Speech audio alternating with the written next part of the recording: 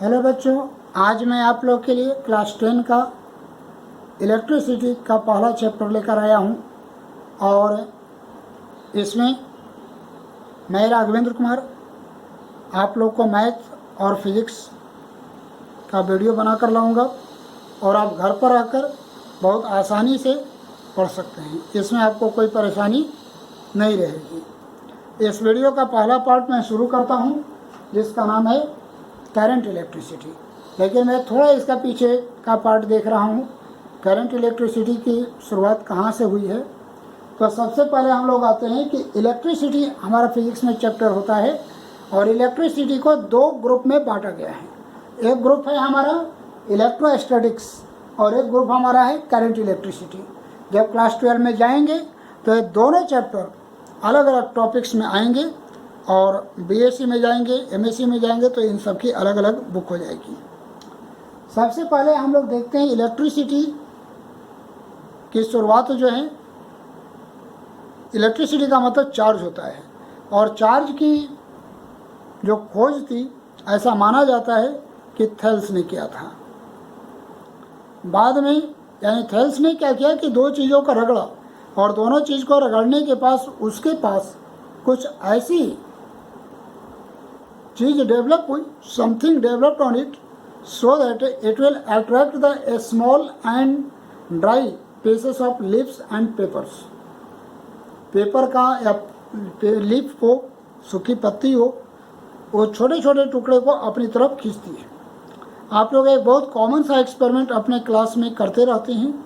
अपने पेन से ऐसे ऐसे रगड़ते हैं और रगड़ करके कागज़ के टुकड़े को अपनी तरफ खींचने का प्रयास करते हैं। ये क्या चीज़ है? ये इलेक्ट्रिसिटी है, ये चार्ज है। आपको रगड़ने से चार्ज डेवलप होगी। यानी चार्ज किसी भी ऑब्जेक्ट का एक एक्स्ट्रा प्रॉपर्टी है रादर देन द मास के अलावे भी। अब मैं इसको प्रूफ भी कर सकता हूँ कि चार्ज एक एक्स्ट्रा प्रॉपर्टी है और ये होता है, इसको मैं प्रूफ कर सकता हूँ। क्लास 9 में आप लोगों ने पढ़ा होगा कि दो ऑब्जेक्ट आपस में अट्रैक्ट करते हैं। या न्यूटन्स लॉ ऑफ ग्रेविटेशन में हमने पढ़ा है कि दो ऑब्जेक्ट जिसके पास मास हो अपने को अट्रैक्ट करते हैं। तो मान लेके हम दो प्रोटॉन को रखते हैं, तो दो प्रोटॉन के पास अगर मान लो कि चार्ज कोई प्रॉपर्टी नहीं है, सिर्फ मास ही है उसके पास, देन ये दोनों आपस में अट्रैक्ट करना चाहिए। लेकिन होता क्या है, जब दो प्रोटॉन को हम रखते हैं तो एक दूसरे को रिपेल कर देता है। इसका मतलब कि मास के अलावे इसके पास कोई और प्रॉपर्टी है जिस प्रॉपर्टी की वजह से इस पर रिपल्सिव फोर्स लग रहा है। अदरवाइज मास की वजह से तो अट्रैक्टिव फोर्स लगना चाहिए था। तो इस तरीके से हम कह सकते हैं कि चार्ज जिस प्रकार से मास किसी भी मटेरियल का एक इंट्रिंसिक प्रॉपर्टी है, उसमें मिला जुला प्रॉपर्टी है, उसी तरीके से चार्ज किसी भी मटेरियल का इंट्रिंसिक प्रॉपर्टी होता है, उसमें मिला जुला है, आप उसको अलग नहीं कर पाएंगे। अब हम लोग देखते हैं, थोड़ा सा पढ़ते हैं चार्ज कैसे डेवलप करते हैं। तो जब दो चीज़ों को हम लोग रगड़ते हैं तो चार्ज होता है। हम लोग पहले भी, जैसे अभी एक्सपेरिमेंट में हमने पेन को रगड़ा ऐसे ऐसे हम लोगों ने और देखा तो आया कि उसमें चार्ज डेवलप हो गया। तो रगड़ने से क्या होता है कि एक का इलेक्ट्रॉन दूसरे में ट्रांसफ़र हो जाता है। और जब ही इलेक्ट्रॉन अनबैलेंस होता है, जैसे अगर इलेक्ट्रॉन निकलेगा तो वहाँ भी प्लस और माइनस चार्ज अनबैलेंस हो जाएगा और जिसमें जाएगा उसका भी प्लस और माइनस चार्ज अनबैलेंस हो जाएगा। इस तरीके से चार्ज डेवलप होता है। तो जो सब्सटेंस इलेक्ट्रॉन छोड़ेगा वो पॉजिटिव चार्ज हो जाएगा, जो सब्सटेंस इलेक्ट्रॉन लेगा वो नेगेटिव चार्ज हो जाएगा।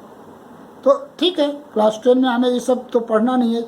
चार्ज दो प्रकार के होते हैं, पॉजिटिव और नेगेटिव, ये भी हम लोग जानते हैं। और चार्ज का ऐसा यूनिट कूलम्ब होता है, ये याद रखेंगे। कूलम्ब साइंटिस्ट का नाम था, उन्हीं के नाम पर चार्ज का ऐसा यूनिट कूलम्ब है। अब हम लोग आगे बढ़ते हैं। जो हम लोग को पढ़ना है वो है करंट इलेक्ट्रिसिटी। तो करंट इलेक्ट्रिसिटी में हम लोग का पहला जो टॉपिक पढ़ना है वो पढ़ना है इलेक्ट्रिक करंट। इसमें हमें जो पहला टॉपिक पढ़ना है वो पढ़ना है इलेक्ट्रिक करंट। तो हम लोग शुरुआत यहीं से करते हैं, इलेक्ट्रिक करंट। तो आप ऐसे सोचें कि अब मान लेते हैं कि हमारे पास एक वायर है ऐसे, और इस वायर से इलेक्ट्रॉन फ्लो हो रहा है, चार्ज फ्लो हो रहा है, कोई भी चार्ज हो, इलेक्ट्रॉन हो ये जरूरी नहीं है, उससे चार्ज फ्लो हो रहा है, ये महत्वपूर्ण है। और यहाँ पर हम एक क्रॉस सेक्शन एरिया ले लेते हैं ऐसे। अब बच्चे पूछेंगे क्रॉस सेक्शन एरिया क्या है, तो देखिए मेरे पास ये मार्कर है, देख ले सिलेंड्रिकल है। अब अगर इसका ये लेंथ है, तो ये जो इधर आप लोग को दिख रहा है ये इसका क्रॉस सेक्शन एरिया है। यानी लेंथ पर जो परपेंडिकुलर आप काटते हैं और उसे जो एरिया आपको दिखेगा ये आपका क्रॉस सेक्शन एरिया कहलाता है। अब मान लेते हैं कि 30 सेकंड में क्यों कूलम्ब चार्ज फ्लो हो जाता है। इससे हम लोग मानते हैं कि 30 सेकंड में इस वायर से क्यों कूलम्ब चार्ज फ्लो हो जाता है। तो 1 सेकंड में कितना फ्लो होगा, तो 1 सेकंड में कम ही फ्लो होगा, तो Q/T हो गया। और 1 सेकंड में जो चार्ज फ्लो होता है क्रॉस सेक्शन एरिया से, इसी को इलेक्ट्रिक करंट कहते हैं। तो कह सकते हैं कि rate of flow of charge through a cross section area is called electric current. किसी भी क्रॉस सेक्शन एरिया से जो चार्ज फ्लो होने का रेट है टाइम से डिवाइड करते हैं, इसलिए इसको रेट कहते हैं। आपको मैंने पहले भी बताया है कि कोई चीज़ को अगर टाइम से डिवाइड करते हैं तो इसको हम लोग रेट कहते हैं। यानी चार्ज को अगर टाइम से डिवाइड कर दिए तो rate of flow of charge इसको कहेंगे, और rate of flow of charge को ही हम लोग इलेक्ट्रिक करंट कहते हैं। इसका सेकंड डिफिनेशन ऐसे भी कर सकते हैं, और amount of charge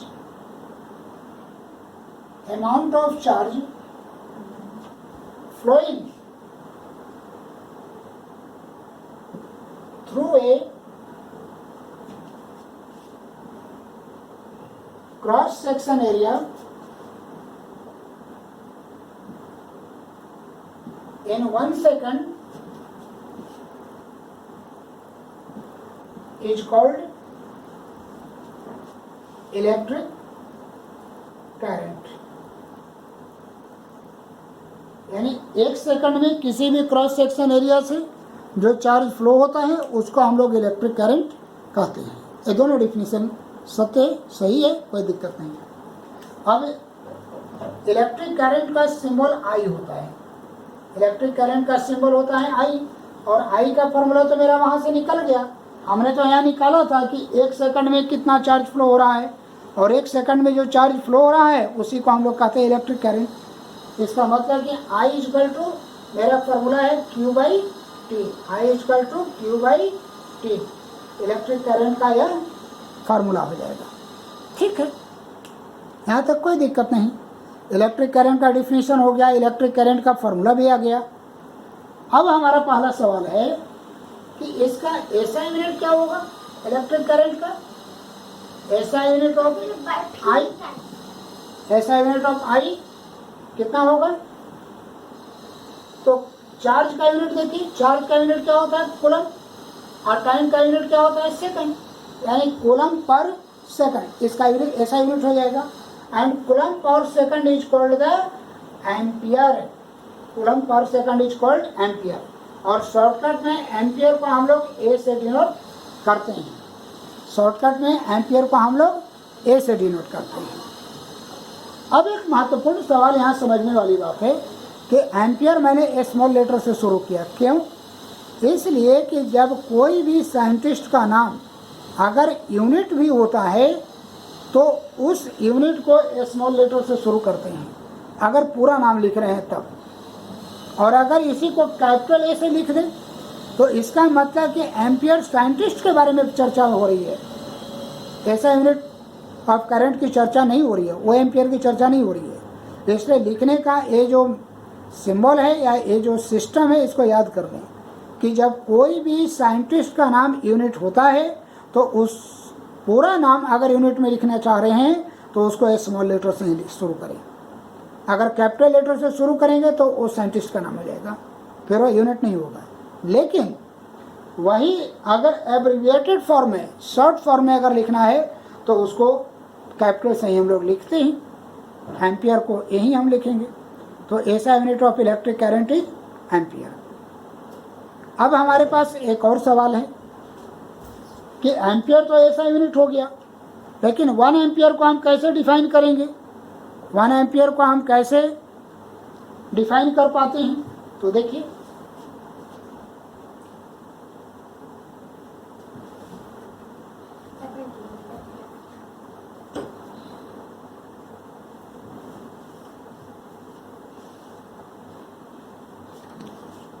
अब देखिए बच्चों, अब हमारा टाइटल लगाइएगा 1 एम्पियर। मैं इसका डिफिनेशन अब निकालने की प्रयास कर रहा हूँ।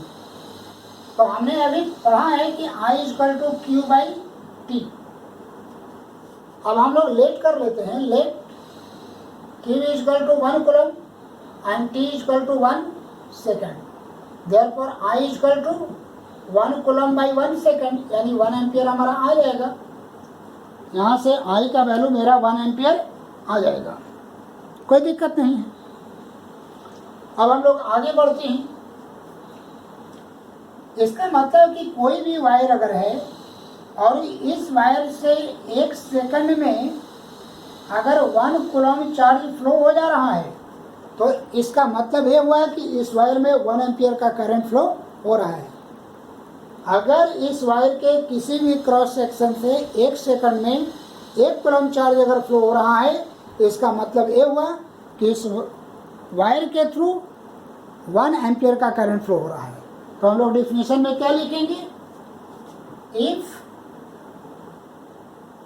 1 coulomb COUL 1 coulomb charge will flow through a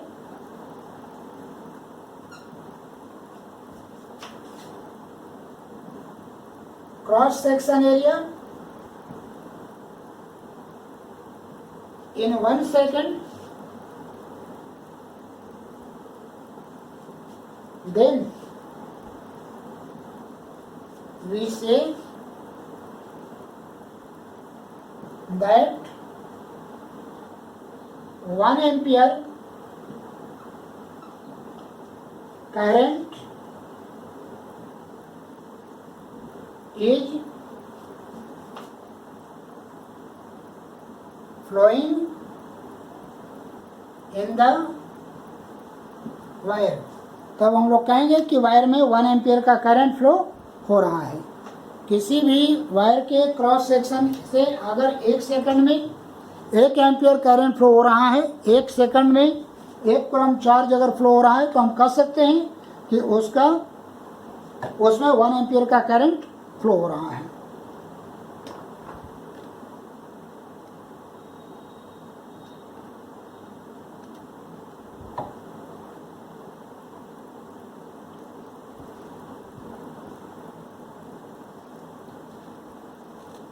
आगे बढ़ते हैं। तो इस तरीके से 1 एम्पियर का भी डिफिनेशन हो गया। अगली बात है कि कोई भी अगर चार्ज करंट है, तो करंट स्केलर क्वांटिटी है या वेक्टर क्वांटिटी है? तो कोई भी बच्चा कहेगा कि सर चलो देख लेते हैं, कोई ऐसे वायर बना लेते हैं। ऐसे हम लोग का एक वायर है, अब वायर में करंट इधर जा रही है, तो करंट 1 एम्पियर 2 एम्पियर जो भी होगा होगा ही, और साथ में इसका डायरेक्शन भी है, इसका डायरेक्शन भी है, एक डिफरेंट डायरेक्शन में जा रहा है। तो मैग्नीट्यूड भी है और डायरेक्शन भी है, इसलिए इसको हम लोग क्या कहेंगे? यह एक वेक्टर क्वांटिटी है। लेकिन वास्तव में यह एक स्केलर क्वांटिटी है, यह वेक्टर क्वांटिटी नहीं है। इसके लिए आपको मैं एक एक्सपेरिमेंट करने के लिए कहता हूँ, आपको समझ में आ जाएगा। क्योंकि वेक्टर क्वांटिटी डायरेक्शन पर डिपेंड करता है, डायरेक्शन अगर चेंज होगा तो वेक्टर चेंज हो जाएगा। अब मैं आपको एक एक्सपेरिमेंट करने के लिए बताता हूँ। हमारे पास ऐसे एक वायर है, इसमें एमीटर लगा दीजिए ऐसे। हमारे पास दूसरा वायर है, इसमें भी एक एमीटर लगा दीजिए ऐसे। और यहाँ से एक तीसरा एमीटर यहाँ लगा दीजिए ऐसे। मान लेते हैं कि हमारे पास ऐसे करंट जा रही है, ऐसे करंट जा रही है और ऐसे करंट जा रही है। अभी क्या है कि इन दोनों के बीच में यह एंगल है। अब मान लो कि यहाँ पर 2 एम्पियर का करंट है, यहाँ पर 3 एम्पियर का करंट है, तो यहाँ कितना दिखा रहा है? 5 एम्पियर का करंट दिखा रहा है। सपोज दैट ऐसा है। अब हम लोग क्या करते हैं कि इन दोनों के बीच के एंगल को बदलते हैं। कहने का मतलब ये हुआ कि हम पोजीशन को बदलने का प्रयास करते हैं। अब जरा देखिए, मान लेते हैं कि हम इसको इस वायर को हम यहाँ से हटा करके ऐसे लगा देते हैं, ऐसे। तो अब तो एंगल बढ़ गया, एंगल बड़ा हो गया, यानी एंगल को हमने चेंज कर दिया। लेकिन आप देखेंगे हमने एंगल को चेंज कर दिया। पहले ऐसे वायर जा रहा था, अब इस वायर को हमने शिफ्ट करके यहाँ पर ऐसे लगा दिया, तो एंगल तो निश्चित रूप से बदल गया है। लेकिन हम क्या देखेंगे कि अभी भी यहाँ 5 एम्पियर का करंट फ्लो हो रही है। अगर ये डायरेक्शन पर डिपेंड करता तो एक मैग्नीट्यूड 5 एम्पियर से चेंज होना चाहिए था, कम या ज़्यादा जो है, लेकिन चेंज होना चाहिए था। लेकिन ये मैग्नीट्यूड चेंज नहीं हुआ। इसका मतलब क्या हुआ कि यह डायरेक्शन पर डिपेंड नहीं करता है। तो हम लोग को तो लग रहा था कि इसको डायरेक्शन पर डिपेंड कर रहा है, लेकिन मैं यहाँ एक्सपेरिमेंटली बता दिया कि डायरेक्शन पर डिपेंड नहीं करता है। एक और बात है कि वेक्टर का जो डिफिनेशन हम लोगों ने 9 में पढ़ा कि vector is a physical quantity which has magnitude and direction, वो पूर्णतः सही नहीं है। क्लास 11 में जाएंगे तो यहीं से आपके टीचर या मैं जो वीडियो लेकर आऊँगा यहीं से उसको कंट्राडिक्ट करूँगा इसी एग्जाम्पल से। क्या मैग्नीट्यूड और डायरेक्शन दोनों है, फिर भी यह स्केलर क्वांटिटी है, क्यों है? और वेक्टर का एग्जैक्ट डिफिनीशन क्या है फिर? तो ठीक है, ये मैं नहीं कह रहा हूँ कि 9 में आपने जो पढ़ा वो गलत पढ़ा, वो सही है, लेकिन पूर्णतः सही नहीं है, कंप्लीट ट्रू नहीं है वो। उसके लिए 11 का इंतजार करिए। ठीक है, ये भी बात मैंने बता दिया आपको।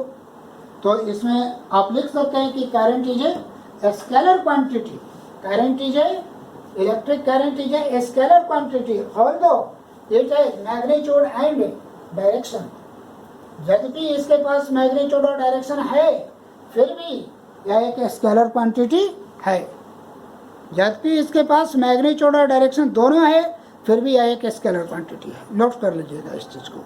बार बार एक क्वेश्चन आता है कि इलेक्ट्रिक करंट एक स्केलर और वेक्टर, कोई भी पूछेगा।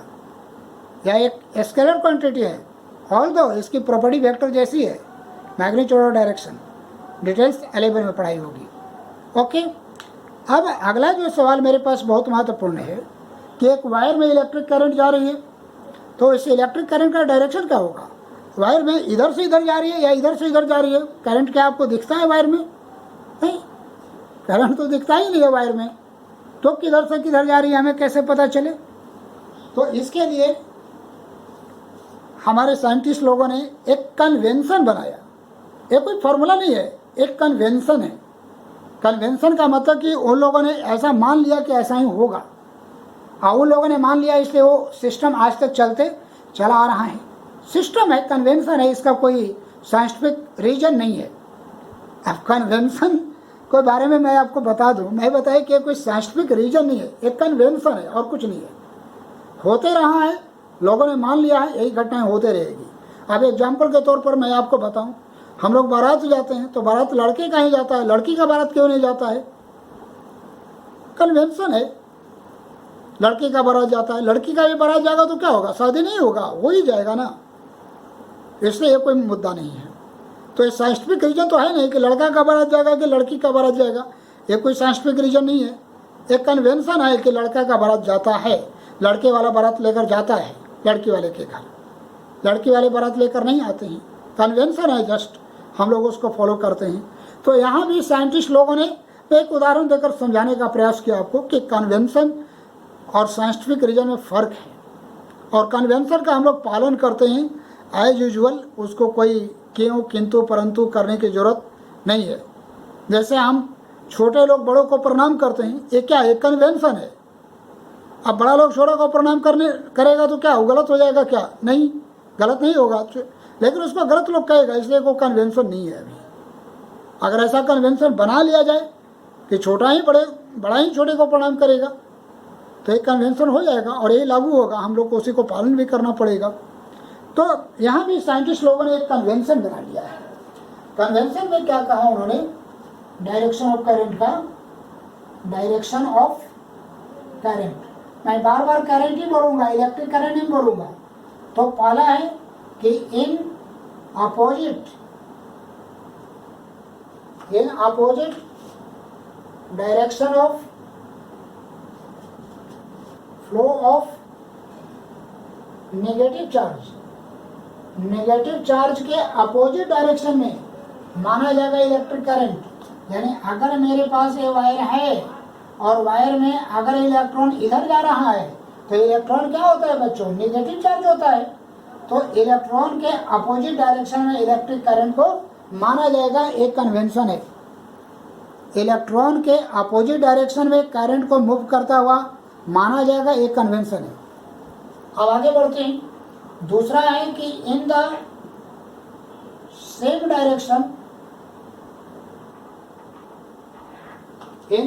Direction of flow of positive charge, यानी पॉजिटिव चार्ज जिस डायरेक्शन में जा रहा होगा उसी डायरेक्शन में हम लोग करंट को जाता हुआ मान लेंगे। और मान लेते हैं कि वायर है मेरा और वायर में पॉजिटिव चार्ज मान ले कि इधर जा रहा है, तो करंट में हम लोग को इसी डायरेक्शन में माना जाएगा। ये माना जाएगा, होता है कि नहीं होता है ये मैं नहीं जानता, क्योंकि करंट तो दिखते नहीं है, तो किधर से किधर जा रही है हम कैसे कह सकते हैं। इलेक्ट्रॉन दिखता है नहीं, फ्लो ऑफ इलेक्ट्रॉन ही तो करंट होगा, बाद में हम चर्चा करेंगे। तो दिखता तो है नहीं, तो कौन किधर जा रहा है कहना मुश्किल है। तो कन्वेंशन के हिसाब से हम लोग चर्चा करेंगे। तो डायरेक्शन ऑफ करंट की भी बात हो गई। अब कुछ न्यूमेरिकल इस पर हम लोग देख लेते हैं। अच्छा, एक और चीज आपको बता दें साथ साथ अभी थोड़ा सा, अगर मान लेते हैं कि हम दो चीज को रगड़ते हैं और रगड़ करके हम लोग चार्ज डेवलप करते हैं, दो चीजों को रब करते हैं तो चार्ज डेवलप होता है। कितना चार्ज डेवलप होता है जरा इसके बारे में समझ लेते हैं। तो जब दो चीज को रगड़ते हैं तो ट्रांसफर क्या होता है, इलेक्ट्रॉन। अब बताइए, दो चीज को रगड़े तो क्या हो सकता है, एक इलेक्ट्रॉन ट्रांसफर हो सकता है, दो इलेक्ट्रॉन ट्रांसफर हो सकता है, तीन इलेक्ट्रॉन ट्रांसफर हो सकता है, क्या आधा इलेक्ट्रॉन ट्रांसफर हो सकता है क्या, नहीं, क्योंकि इलेक्ट्रॉन आधा होता ही नहीं है। तो आधा इलेक्ट्रॉन ट्रांसफर होने का कोई भी कंसेप्ट नहीं है। जब भी ट्रांसफर होगा तो एक इलेक्ट्रॉन, दो इलेक्ट्रॉन, तीन इलेक्ट्रॉन। तो इसी तरीके से अगर एक इलेक्ट्रॉन ट्रांसफर करते हैं तो एक इलेक्ट्रॉन के बराबर चार्ज आता है, अगर दो इलेक्ट्रॉन ट्रांसफर करते हैं तो दो इलेक्ट्रॉन के बराबर चार्ज आता है, अगर तीन इलेक्ट्रॉन ट्रांसफर करते हैं तो तीन इलेक्ट्रॉन के बराबर चार्ज आता है, और इसी तरीके से अगर n इलेक्ट्रॉन ट्रांसफर कर दें तो n इलेक्ट्रॉन के बराबर चार्ज आ जाएगा। यानी चार्ज का फॉर्मूला क्या होगा हमारे पास, Q इक्वल टू N। अब यहाँ पर प्लस या माइनस अपने जरूरत के हिसाब से ले लें, इतना प्लस चार्ज भी होगा, माइनस चार्ज भी होगा। तो मैंने आपको फॉर्मूला लिखा था I इक्वल टू Q/T, और Q का मतलब क्या हुआ, Ne, तो I इक्वल टू NE/TV ये फॉर्मूला होगा, जहाँ N क्या है, नंबर ऑफ इलेक्ट्रॉन्स, N क्या है, नंबर ऑफ इलेक्ट्रॉन्स, E क्या है, चार्ज ऑन वन इलेक्ट्रॉन, जिसका वैल्यू 1.6 इंटू 10⁻⁹ कूलम होता है, और T तो टाइम है जो आपको दिया जाएगा। ठीक है, समझे ना। Q का वैल्यू हमने कैसे निकाला, यानी अभी बताया कि अगर N इलेक्ट्रॉन ट्रांसफर होता है तो N इलेक्ट्रॉन के बराबर पॉजिटिव या नेगेटिव चार्ज डेवलप होगा। अब उसका एक इलेक्ट्रॉन ट्रांसफर होगा, मान लेते हैं कि एक इलेक्ट्रॉन ट्रांसफर हुआ तो E चार्ज डेवलप हुआ, तो N इलेक्ट्रॉन ट्रांसफर हुआ तो ज़्यादा हो जाएगा, N इंटू E, यानी यही Q का वैल्यू है, Q equal to N into E। और वही Q का वैल्यू यहाँ पर डाल दिए जो अभी हमने करंट का फॉर्मूला पढ़ा था। तो ठीक है, इस तरीके से एक और फार्मूला आ गया। अब यहाँ पर एक सवाल पूछा जाएगा कि how many electrons are transfer to develop 1 coulomb charge. आप क्वेश्चन लिख लें, how many electrons are transfer to develop 1 coulomb charge. हम लोग देखते हैं, सॉल्व करते हैं। आपके पास Q कितना है 1 कूलम। Q का फॉर्मूला क्या होता है N इंटू ई, तो N बराबर कितना हो जाएगा Q बाई ई। Q का वैल्यू कितना होता है 1 कूलम है, E का value 1.6 into 10 power -19 coulomb, -19 coulomb. Coulomb coulomb cut गया। अब बच्चों इसका कैलकुलेशन बहुत टेढ़ा काम है। 1 को डिवाइड करना है 1.6 इंटू 10 टू द पावर -19 से, जो बड़ा मुश्किल काम है। तो हम लोग क्या करते हैं, बहुत आसान काम है, हम लोग इसको सीधे सीधे रट लेते हैं। 6.25 इंटू 10 टू द पावर 18, यानी इतना इलेक्ट्रॉन अगर हम ट्रांसफर करेंगे तब 1 कूलम चार्ज डेवलप होगा।